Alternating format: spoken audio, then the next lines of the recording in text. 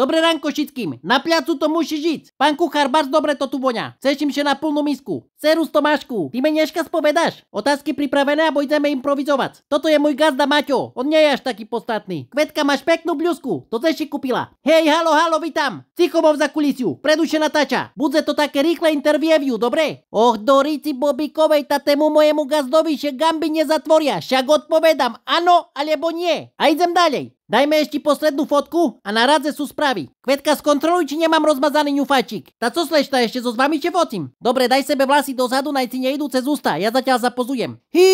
Ujo SBS-kár prišiel pripravený do roboty dneška. Pán riaditeľ, zamestnanec mesiaca, poprosím premie. No kúkaj tu, legendárny most doktora Ilka. Keby ja dneška laším počastie, tak len by som povedala. Žimno jak na Klondajku, všetké ostaňte doma. Markizáci, bolo mi so s vami vo vteleráne bars fajne. Díky za pozvanie. A máte výbornú vodu vo viazierku. Pampi, poď odtiaľ, však nás vyhodia za Reálu. Hej, vyhodia takú hvízdu. Normálne še idem okúpať.